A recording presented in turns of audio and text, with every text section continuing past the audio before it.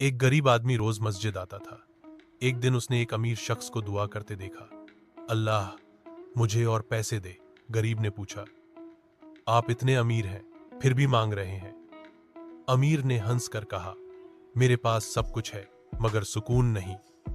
गरीब ने आंखें बंद करके कहा, अल्हम्दुलिल्लाह, मेरे पास इतना है कि मैं सो सकता हूं, और वो इतना अमीर है कि सो नहीं पाता। सबक: अल्लाह ने हमेशा हमारे लिए बेहतरीन चुना है। सब्र करने वालों को कयामत में बिना हिसाब मिलेगा। दरा, अगर आप भी लाइफ के मुसीबत में हैं, यह वीडियो 2 बार देखें। धैर्य रखने वालों को अल्लाह खुद पुकारता है।